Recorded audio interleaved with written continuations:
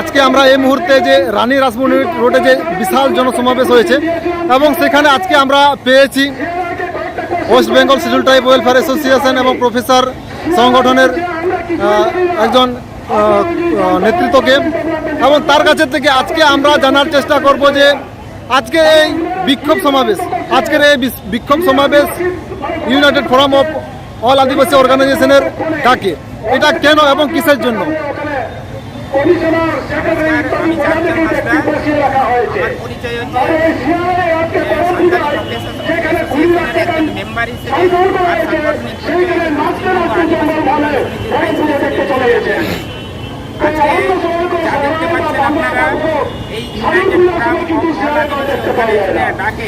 আজকে কলকাতার রানী রাসমণি রোডে যে ধিক্কার সমাবেশ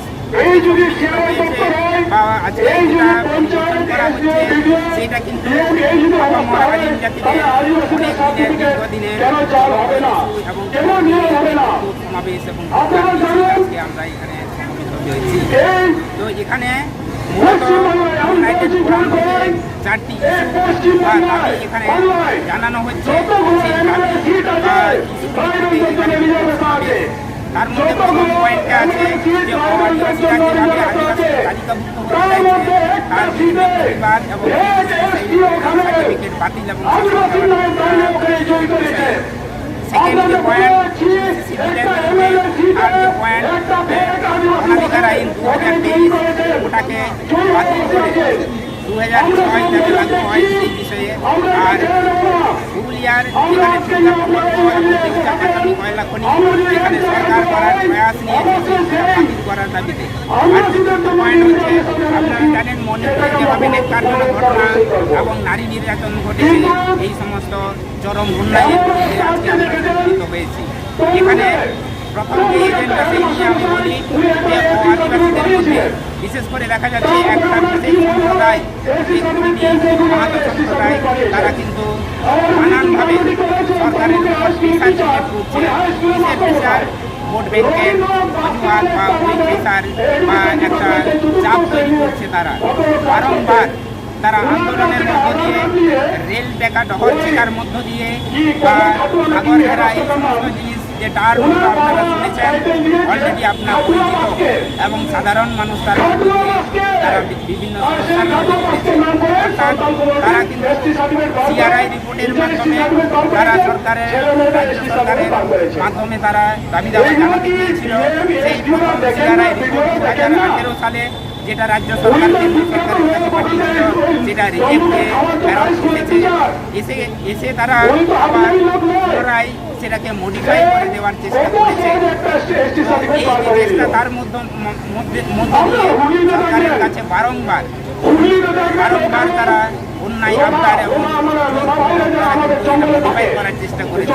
এমনকি এখানে কালচারাল দিক দিয়ে তারা যেমন আমাদের আদিম জাতি বা আদিবাসীদের বিভিন্ন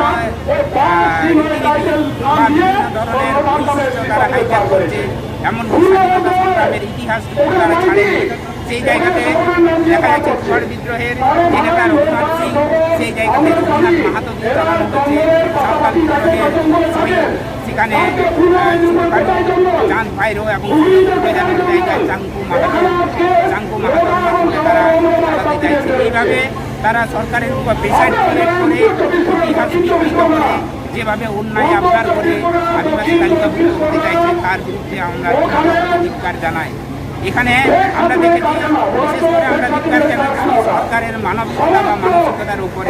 তারাও কিন্তু তারা অন্যায় আবদারকে মেনে নিতে চাইছে এবং পুরোপুরি এসটি সার্টিফিকেট যেভাবে সয়লাভ হয়ে আছে চারিদিকে, সেখানে আমরা কিন্তু সাংগঠনিকভাবে কল্যাণ সমিতি এখন পর্যন্ত আমাদের 300টার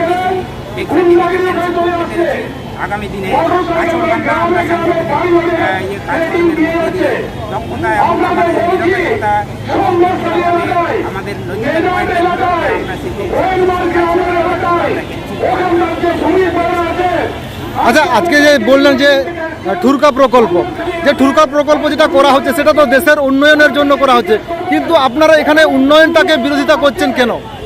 এখানে একটা জিনিস দেখুন, উন্নয়নের যে কোঠা বা টার্মিনালের সত্যিকারের যদি উন্নয়ন হয়, সেই উন্নয়নে কিন্তু আমাদের কোনো বাধা নেই।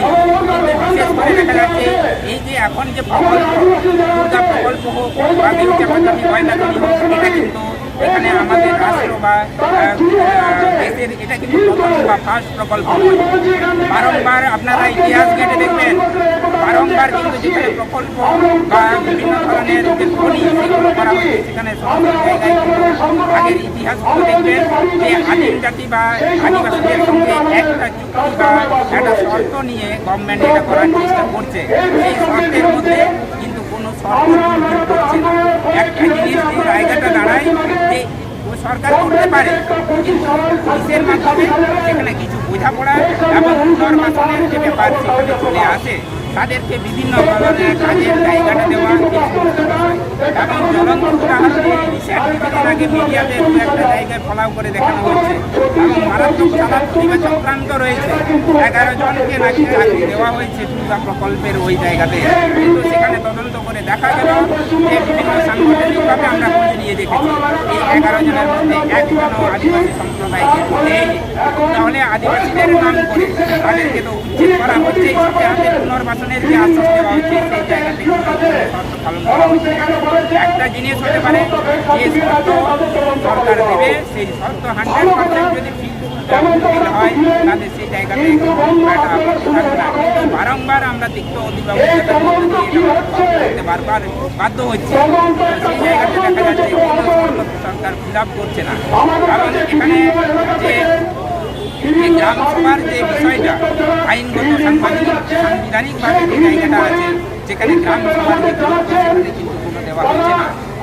বারবার দেখা যাচ্ছে বিভিন্ন এনডিও হোক, রেঞ্জ অফিসার হোক, নতুন নতুন যারা বাংলা কথা বোঝেন না, যারা আঞ্চলিক ভাষা বোঝেন না, তাদেরকে বারবার প্রশ্ন করা হচ্ছে সেই জায়গাগুলোতে এবং ওদেরকে সামনে রেখে যে বিভিন্নভাবে মানুষকে বুঝিয়ে বিভিন্নভাবে বারবার এরকমভাবে নতুন নতুন মানুষকে এনে সেই জায়গাতে আপনাদের সরকারের যে প্রয়াস সেটাকে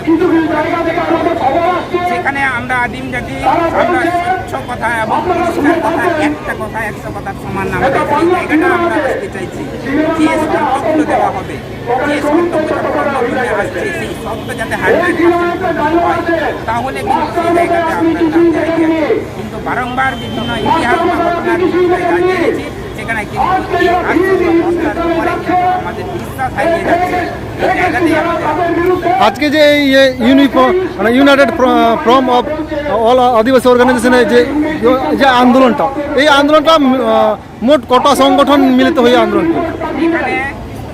এখানে দেখা যাচ্ছে যে এই যে সম্মেলন, এটা ইউনাইটেড ফোরাম অফ অল আদিবাসী অর্গানাইজেশনের দ্বিতীয় সম্মেলন।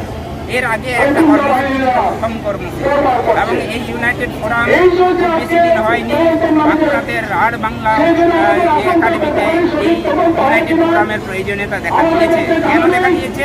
আমরা দেখছি রাজ্য কেন্দ্র বিভিন্নভাবে যে সমস্ত বিল এবং সার্বিক যে সমস্ত যে ঘোষণাগুলো নিয়ে আসা হচ্ছে, আদিম ভারত আদিবাসীদের পরে একটা মারাত্মক আঘাত হানা হচ্ছে।